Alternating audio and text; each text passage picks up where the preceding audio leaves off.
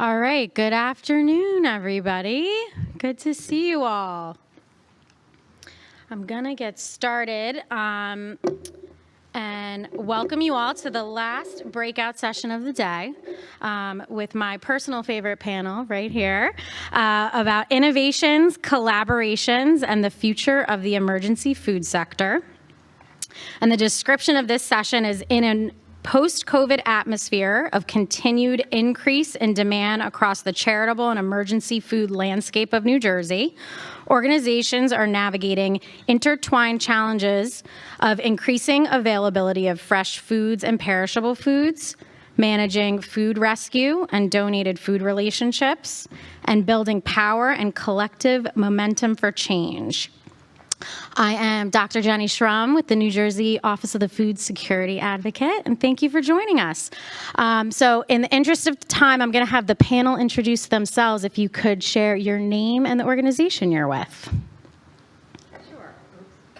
Sure. I'm Karyn Wu-Jung from St. Joseph Social Service Center in Elizabeth. I'm a registered dietitian, and then Dr. Jenny said I could tell you a quick story. So I'm so happy to see all of you in this room, especially on a Friday. Kind of reminds me of pre-COVID. Dietitians, we love our slides. I was on a program. I was the 4 o'clock speaker. The end of the day, one person in the room. So I said, what the heck, I'll just do it anyway. So afterwards, the person was so enthusiastic, clapping, just like you guys are going to do at the end of this presentation. And I said, thank you so much for staying. And he said, staying? I'm the 5 o'clock speaker. Good afternoon. My name is Robin Peacock. I'm the Executive Director of MEND, which stands for Meeting Essential Needs with Dignity, and we are located in Essex County, New Jersey. Good afternoon. I am Karyn Moskowitz. I work for Interfaith Neighbors in Asbury Park. I am the lead coordinator for the BECK initiative, Building a Healthier, More Equitable Community in Asbury Park. And this is an initiative funded by Robert Wood Johnson through the Reinvestment Fund. I'm very glad to be here.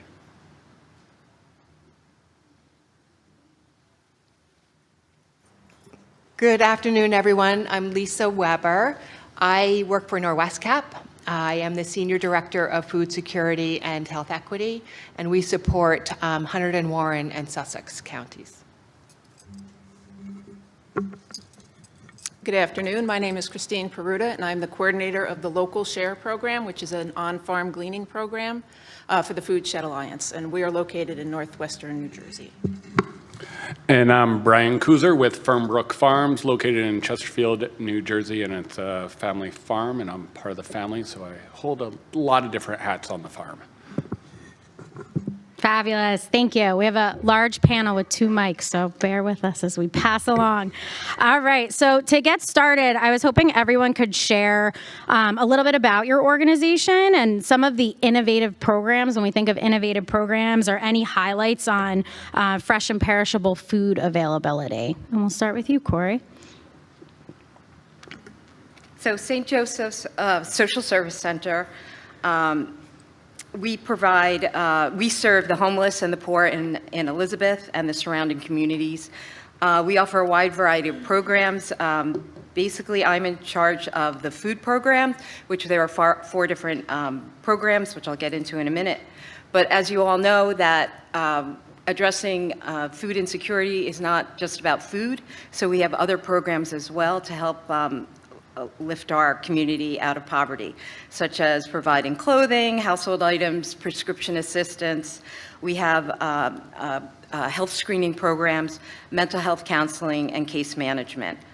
We also have job training, ESL classes, financial literacy programs through our adult learning center.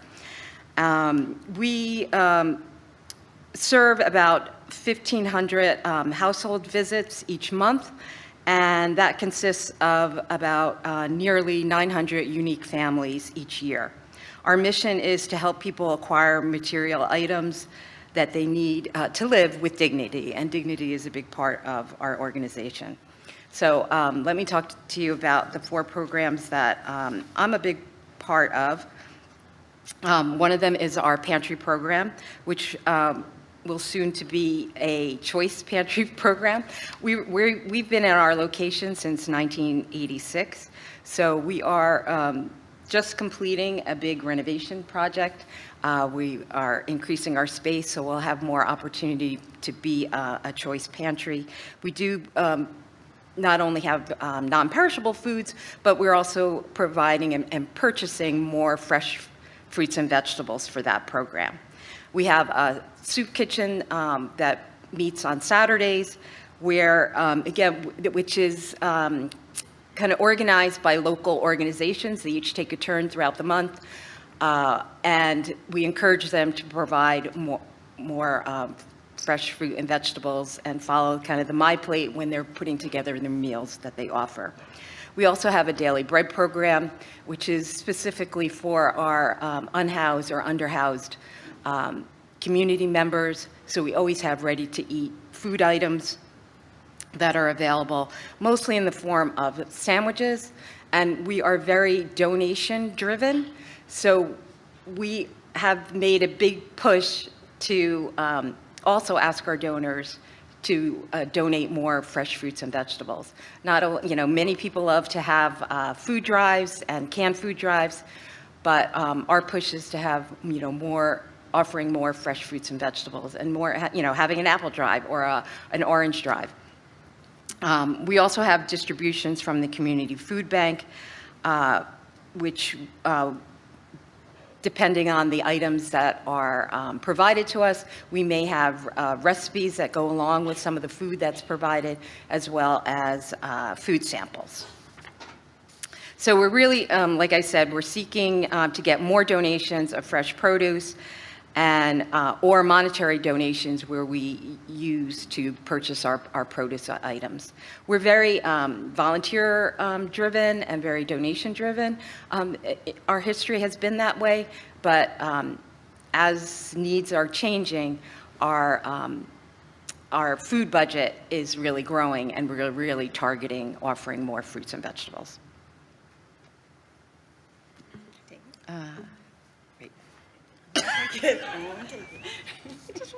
We won't steal your limelight, don't Sorry. worry. Sorry. I'm like, which part does this go with? Okay, sorry. Yeah, this is also part of my night. Sorry. So some innovative things that we're doing is we're also promoting salad days. So many times, especially Thanksgiving time or Martin Luther King time, corporations or organizations want to come to our site to offer days of service. So, in the past, it may be helping to sort food or to distribute food or make those sandwiches I mentioned. But we've initiated salad days, so we're asking organizations to monetarily sponsor a salad day, as well as offer person power to put together individually portion-sized salads. So not only with the base of the greens and maybe carrots or cucumbers, but then we also add a choice of a protein. Clients can come in and choose tuna or a hard-boiled egg or chicken, and then we also have a fresh fruit item that we offer and water.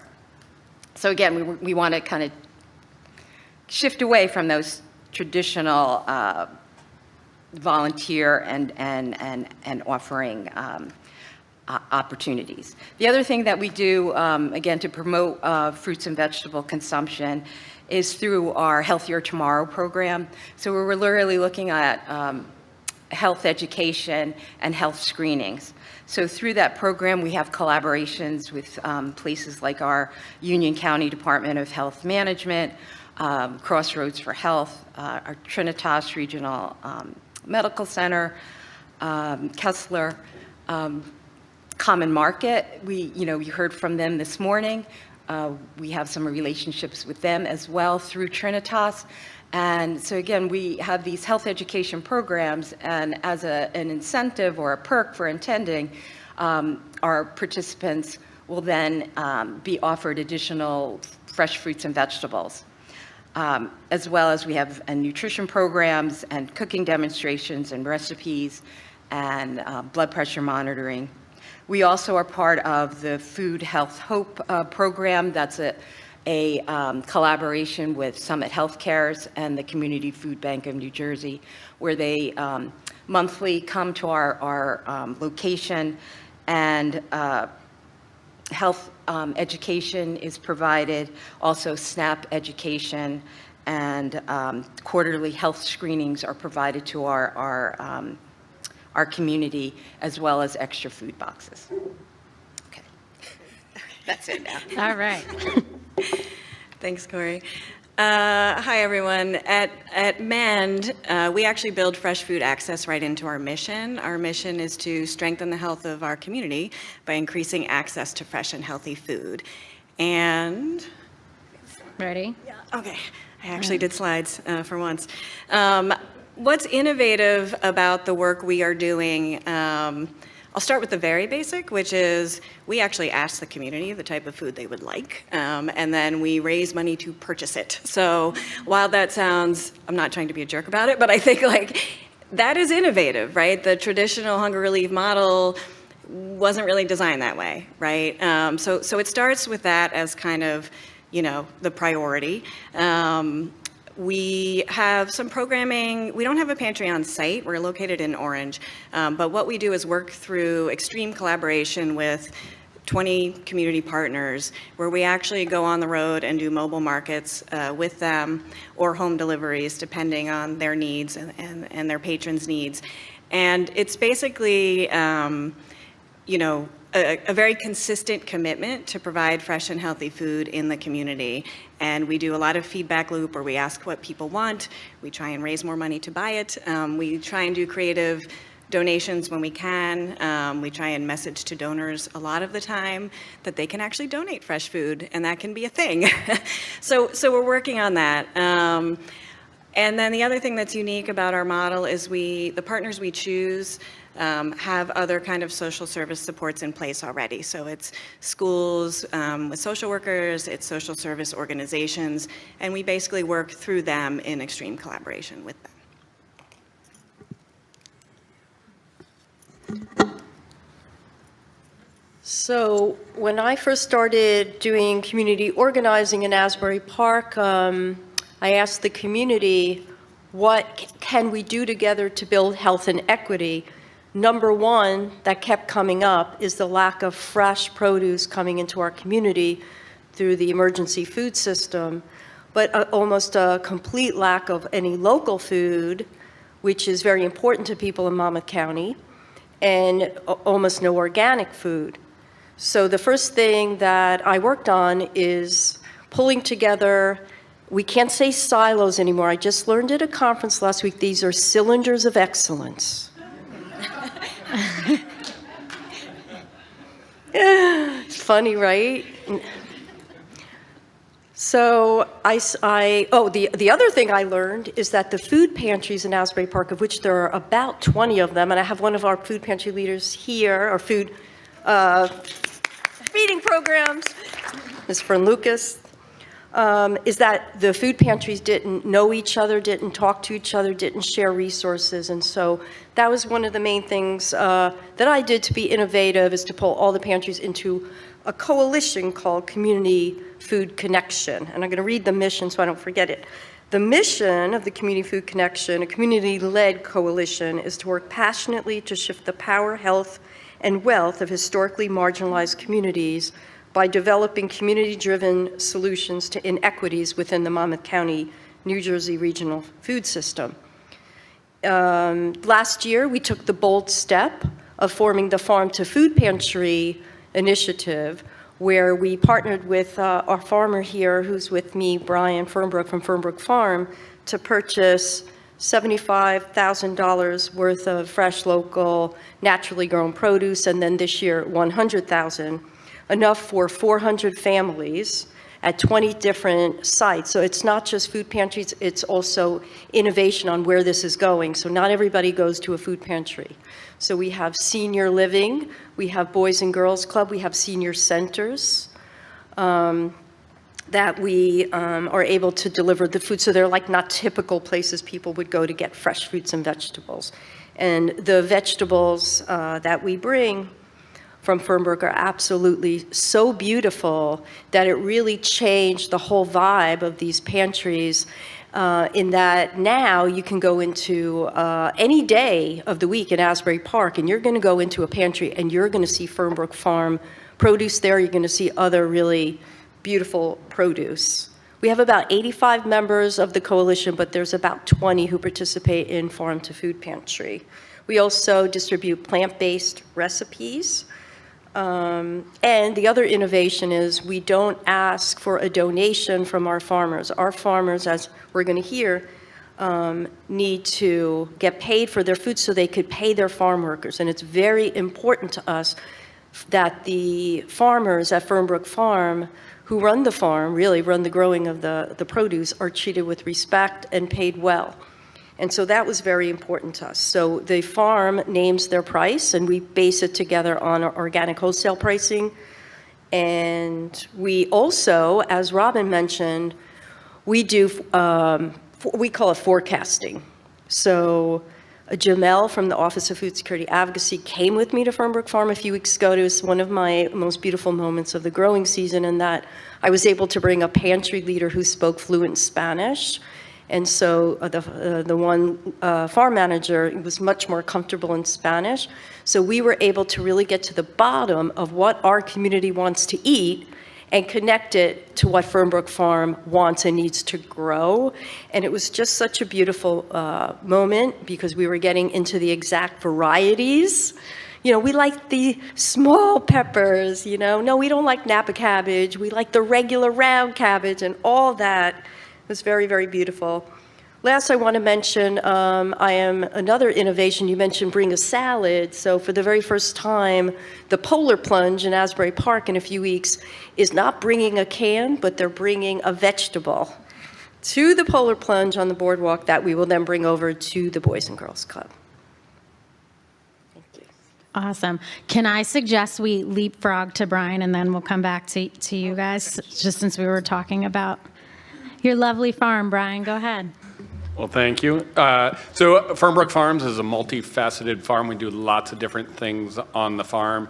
And we like to say we're really at the interconnectedness of food, education, and hospitality. We have a bed and breakfast on the farm that gets a lot of weddings and events, but we have a chef there that really tries to bring the farm-to-table idea to life in lots of different ways, whether it be dinners or the food there or the food we have in our farm shop. We also have education programs on the farm. A lot of the farming is a nursery production, tree farm, but we do 10 to 12 acres of vegetable production. And it's mostly been through a CSA model, but then we met Karyn a couple years ago and started distributing food to these food banks through Karyn's help of getting the food there. And one of the things we love about it in the idea of food, agriculture, education, is that now we know people are getting excited about the food, are getting educated about the sources of their food, and that's inspiring to us, that it's going to people that really appreciate the food and enjoy the food. And that's very similar to our CSA model, because those CSA members are also appreciative and excited about the food. And so it's exciting to know that people are excited about the food. I'm excited. All right, Lisa and Christine. All right, so some similar themes here, but let me tell you a little bit about my story. So I joined Norwescap just about a year ago now, December 1st. And like I said, we're a food bank. We work with about 80 partners across Sussex, Hunterton, and Warren counties. And one of the first things I did was a listening tour. Really just great opportunity to meet with each pantry, the leaders, the individuals who run their operations, volunteers, and see their pantry in action. Really, you know, very moving, the work that they're doing, meeting really high levels of need then and even higher level of need now. But what I learned in terms of top priorities, or what we're all saying, is that we need more fresh produce, fresh fruits and vegetables, locally grown fresh fruits and vegetables in our pantries. And what that does is it's just game-changing for the client experience, right? When we have a choice pantry where clients can go in, they see great produce that's available to them, and they can choose what's right for them, their family, their health, and their cultural preferences is really where we want to be. So we immediately started partnering with Common Market. They've been a great partner for us, helped us elevate the fruits and vegetables that we have in our pantries, not just fresh fruits and vegetables, but also frozen fruits and vegetables. So that's been really nice. But what I want to highlight today, which I think is even more game-changing, is the partnership with LocalShare and Foodshed Alliance. So Christine's sitting next to me. She'll talk a little bit more about it. But we have common goals, and that's to increase the amount of fresh produce available to food insecure families across the 3 counties that we support, building relationships and investing in our local farmers, and bringing other community resources at Christine's pop-up markets, at our pantries, so that we're offering more than food. And so Christine will share more about their work, the farm cleaning, the wonderful pop-up markets, Foodshed Alliance, and the SAGE program. But I wanted to talk a little bit about sort of immediate steps that we are doing right now. So think about sort of LocalShare and Foodshed Alliance. They know the farmers. They know farming. I have food insecure individuals who have a need for fresh fruits and vegetables. So I have, a ready-made market for these farmers. So we want to do a lot of what you're describing here, which is to build a really strong farm-to-pantry model. And the produce doesn't need to come through the Norwescap Phillipsburg warehouse. The best model is for it to go from that local farmer to that pantry, and they get beautiful fresh fruits and vegetables, and they learn about the farm. They learn about farmers in their community.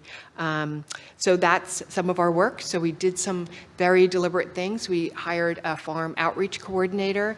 It's a shared resource, a Norwescap resource that's working side by side with LocalShare. So doing the gleaning, they're at the farms, they're with the pantries, but it's also going to be working with me to help build a really great model. Christine and I are doing focus groups with all of our pantry partners so that we hear from them. What products do you need? What kind of product are you looking for? And what are the barriers? So it could be refrigeration. A lot of the barriers are logistics, right? How do I get the food to my pantry when my pantry is going to be open? Because there are large operational pantries that are open every day, and there are smaller pantries. So some of the logistical challenges, we want to hear from them so that we can make sure that we're building that into our model. And we think the timing is perfect. So it's early December. We've identified 6 farmers that we're going to start building plans with, so that we're ready to make this happen when the growing season starts. So now I'm going to hand it off to Christine so that she can talk about their Thank you. First, I want to say, Karyn, I think you and I could be sisters. So much of what you said, just like, yeah. Mm-hmm. Yeah. And I really just want to say, for me personally, what a glorious day this is. This has been an amazing day. I drove this morning in through New Brunswick, and my career started in New Brunswick running a food pantry. So come full circle. The LocalShare program is under the umbrella of the Foodshed Alliance, and forgive me, I'm just going to read the mission of the Foodshed Alliance, and then I promise it'll get more exciting. The Foodshed Alliance works to strengthen sustainable farming, increase access to local, healthy food, and to protect the environment for all members of our communities. I have worked for years to try and help people understand why the LocalShare program, which is an on-farm gleaning program, belongs in an organization that is about farming. Food access. Does food access belong in an organization that's about farming? Excuse me. And I've worked for years to help people understand, guess what? we should be accessing, people in need should be accessing this fresh, beautiful food. This is what we need to be doing for health reasons, for all the reasons we all know we don't need to review. So to come to this conference today, surrounded by like minds who understand this completely and now are engaging with farmers, supporting our local farm economies, to me, this is the best Christmas present I could have. It's really meaningful work, and it's full circle work, and I appreciate what everyone is doing to make these dreams come true. Just a little bit more about the LocalShare program. We are an on-farm gleaning program. We have stayed in that lane. We have not crossed into grocery store or any kinds of food rescue along those lines, recognizing the importance of getting volunteers onto farms so they understand the importance of their local farms, trying to get as much fresh food as possible to the pantries that we serve. We are in Sussex, Warren, and Morris counties. We serve the food pantries through a number of ways, delivering fresh food if they don't have the capacity to come pick it up. We have one innovation in our programming is that we have 3 walk-in coolers in different locations where pantries can come and pick up the fresh food when it makes sense to them. In other words, that we don't need to deliver it on Friday if they're not going to be open until next Tuesday. They can come when they need it. And then we host these free pop-up produce markets, which I know are very popular now. And we host a number of those in addition to providing food to the pantries. That model is not really possible for us without the partners. The way that I describe this to people is that the food is really the welcome mat. The welcome mat, that we can put out to welcome people in. This is beautiful, fresh produce, from our area farms. And if people are struggling with food access and they come to this market, we all know that there are other reasons that they're struggling. They're not just there for food. They're coming for the food because they may not have the means to purchase it, but we know their needs are far greater. And so we have, with some other members in our community, started the Sussex County Hunger Coalition, and now we are in Warren County with the same kind of a model. And this coalition work, I really believe, is at the heart of everything that we're able to accomplish. So we bring the food, but we don't have a social worker there talking about LIHEAP or other heating programs or mental health services. These are not the things that we're good at, but we can provide the food that brings the welcome mat out for people to come, feel safe and secure.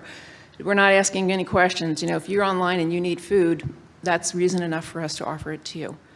So it's a very safe environment.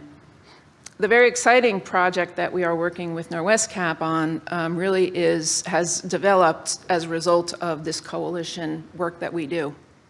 We've worked alongside programs of Norwescap now for years.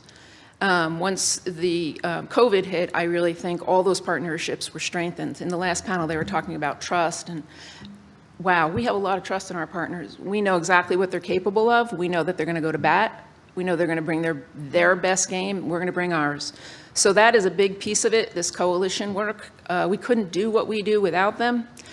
And sometimes leading up to this project, there were days where I wasn't sure how we were going to be able to continue what we do because one of our greatest barriers is support for the work that we do. That's right, which is crazy. There, of course, are donors who have been very generous in donating to the program. There are small grants that are never enough to cover what we do. But gleaning is in a weird place because it's not direct-to-client food provision. And so there are things that we can't provide when we're asking for funding. So data is a big problem for us. At least at the pop-up markets, we're able to provide that. But I want to talk more now about the partnership on the level of another program of the Foodshed Alliance, and that is the SAGE program. The SAGE program is a farm access program, and if you were in any of these panels today, you heard about farm access and the big problem in the state of New Jersey for farmers, emerging farmers, to have access to land. The Foodshed Alliance's SAGE program, which is a sustainable agricultural enterprise, provides long-term leases to farmers so that they can expand or grow their businesses on farms with 10-year leases. So there's stability in what we're able to provide for them. So we are working with the population that we all want to see succeed. It's a population that Norwescap has identified as wanting to help support. And so the SAGE program provides the means to make this happen. These SAGE farmers can, in 3 counties, Sussex and Warren counties, we have farm locations. The farmers, as they exist now on the land, and new farmers that are coming in, are being offered an opportunity to grow for this partnership. So the food at these sage farms, in part, will be grown for the food bank so that they can fulfill their desire to have fresh produce for all the food pantries that they're serving. And so it's a win for the farmer as they're coming on with a business plan that they know is going to be successful right at the start. That's really exciting. That is innovative. It's offering kind of a lifeline to someone who's really serious about wanting to do farming. There's more work that needs to be done along these lines. We heard a lot about deer fencing and some of the infrastructure work that needs to also support these farmers. That's another topic. But we really believe that this shared partnership is a way forward for programs of the Foodshed Alliance, and certainly, getting more access to fresh produce through the Norwescap Food Bank. Thank you. You all speak so beautifully about your work, and I think it's actually incredible. We don't even need to answer part of the question about our positive impact because it's just very apparent in all that you do. And I think a lot of the strengths that you highlight of what it takes to make that work possible. So in the interest of time, because I want to leave a couple minutes for questions, can I have one of the four closest to me, I'm going to call you the charitable food sector, if one of you could talk about what some of the challenges or barriers are in doing this work, and then my farm friends, if one of you would be willing to share when you think of challenges or barriers, especially for people who may not be part of a partnership like that and may be interested in kind of delving into that type of work. So I'll leave it to you all who wants to answer. It's up to you. Okay. Go ahead, Lisa. I think Thank I you. touched on it before, but for us, it's really the logistics, right? We want to get fresh produce in the hands of pantry partners that's, really quite fresh. And this, the same type of freshness that we would want for ourselves and for our families. So all of those logistics from transporting from farm to pantry, but also building some of the skills that the farmers need in creating sort of product for wholesale. So and Christine can probably touch on this, part of the model that we're looking at is to have sort of different farmers with different levels of experience through SAGE programs and others, create sort of mentor relationships so that we're addressing some of those the challenges and the learning and all of that needs to happen. Thank you. Go ahead, Brian. Thank you. So in my notes that I took on the challenges, logistics was the thing that I wrote down first and foremost too, is we can grow the food, great, but then how do we get it to you? How do we transport it? Refrigeration was mentioned. If we pick it today, are you taking it today, or do we need to hold on to it for 2 or 3 days? So that's certainly a big challenge that farmers face. Another one is the funding. Like, how secure is this funding aspect? Our farm does a CSA model, and so we like that because you're guaranteed a certain amount of funding. You know what it's coming in. The farmer market model, where you don't know how much you're going to sell that weekend, can be tough. And if it's a rainy weekend, the farmer's market isn't bringing in too much money. So how secure is the funding, and knowing that that's going to come in really helps us as a farmer. And certainly in conversations with Karyn when we first met, she's like, yeah, I'm working on the funding. Well, do you have it? If you have it, we'll grow it. So if you guarantee it, I guarantee we can grow it. And then another general challenge for farmers is not all farmers like to grow lots of different crops for different people. A lot of farmers specialize in 1, 2, 3 products. And so, food pantry wants more than 1 or 2 items all summer long and all growing season long. So, meeting the demands of your customer, and that's one of the challenges as well. But I think we've had a good partnership in talking through that and trying to work on that, and so that's helped make it all happen. You want to add, Robin? Go for it. One more. I also think if we want to take an approach to this work that focuses on dignity, we have to be real secure in the quality of food we're putting out in the universe. And I say that carefully because I believe in gleaning and food rescue and all of that, but I think there can be some tension around whether it's sort of a traditional food drive or a food rescue, like what exactly do we want to be offering people? And at Mend, we've taken the view that like, if you wouldn't buy it yourself, do not offer it, you know? And so there is a tension. I think that's something we're all kind of collectively trying to figure out, you know, how do we save the environment and also make sure we're being kind and dignified in the work that we're doing. Yeah, I would definitely piggyback on that, and I appreciate what Lisa had mentioned, that, you know, going directly from the farmer to the pantry is the most, you know, definitely the most ideal. And, you know, it's all about relationships as well. You know, we do have some relationships with much smaller farms and gardens where, you know, in Elizabeth and Union County. So for us, it's, you know, logistics and having those partners that are willing to pick up the food and bring it to us. Like, we actually get food right from here, from Snyder Farm, that comes into Elizabeth, and then from some of the master gardeners at Union County. So again, it's all about relationships and fostering those relationships. And then one other thing that I had written down was about cultural preferences, and, you know, Karyn had mentioned, you know, asking people what they want. So sometimes we don't have control over, what is donated to us. And then also some of the things that our clients love are things like avocados and yucca, but that's not really a New Jersey, product. So yeah, it could be challenging. Thank you. All right, so I want to leave a couple minutes for questions since we have such a knowledgeable panel up here. Does anybody have any questions, thoughts, words of affirmation for this great work? Yay. Is that a hand? They're right there. I think there's a mic coming towards you at 12 o'clock.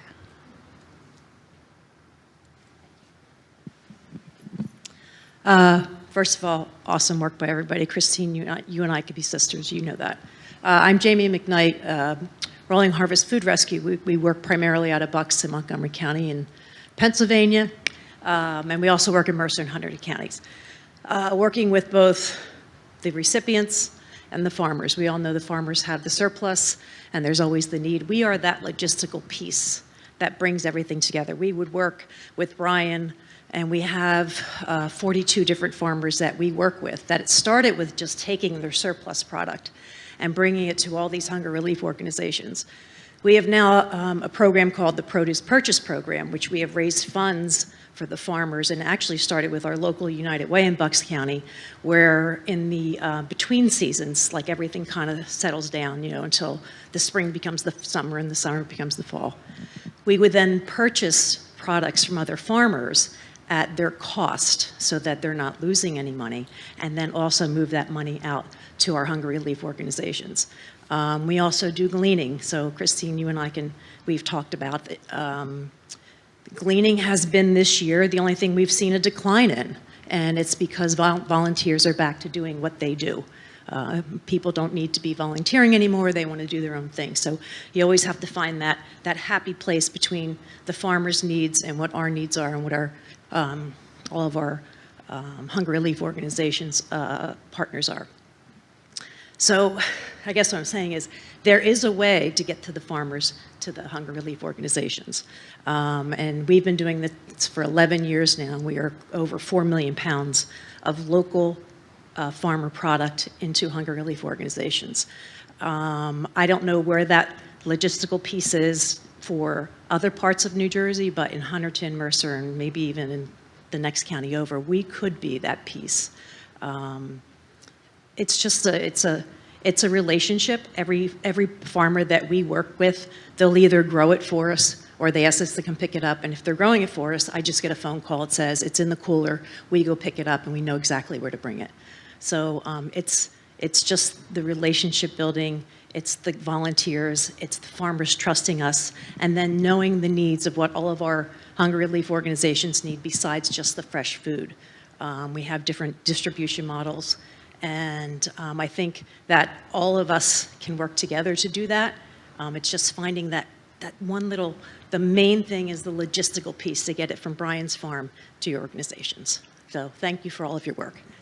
So we had a great 2 years of logistics getting food from Fernbrook Farm to Monmouth County. The issue is going to be that we need more food, and we're going to outgrow our present vehicles, really.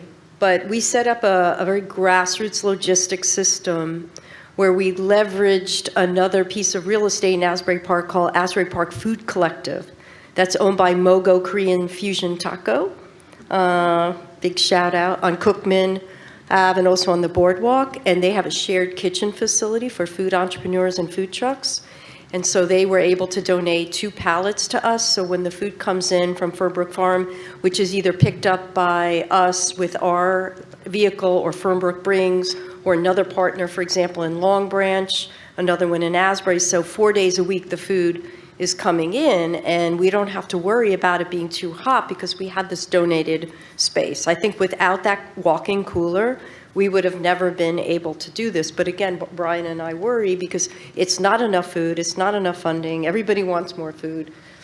And, you know, that's really our challenge. But the other thing that's very cool is I do a Plate to Pantry initiative, which is eliminating food waste from caterers, food trucks, and restaurants. So that pallet now, all those entrepreneurs will put the prepared food on my pallet, and then that goes out to the food pantries as well.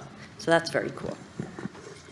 Yeah, I sort of feel like a dream would be just mapping out all the farms that have capacity and all the pantries that want to pay the farmers to buy their food and just connecting those dots. I think we're region by region figuring it out, but I think there's certainly like I want to pay all the farmers in the world because I think their stuff's the best, and I think there's a model we could get to where there's a lot more marrying of those partnerships for sure. Thank you. I think we have I love those tacos also in Asbury Park. Go ahead, Sam, you have the mic. Yeah, we have a question from the chat. It's Hend from Rutgers, Newark. Hend is asking, we know the relationship between housing insecurity and food insecurity. To what extent are we making an impact in the area of food security on the housing insecure population if we don't have sustainable and holistic housing solutions for some of our patrons? I will say hi, Hend. Yes, great question. I mean, the one piece of data I wanted to share, which doesn't totally answer it, but we survey folks, and one of the things we found is by offering free markets and home deliveries and other things like that, it frees up funds that families can use to save or pay for rent or those things. I know that is not a long-term solution outcome, but I think it does at least help people be able to stay a little bit more in a certain place. But I think we're also then trying to figure out what those housing resources are and how do we bring that into the resource loop as well.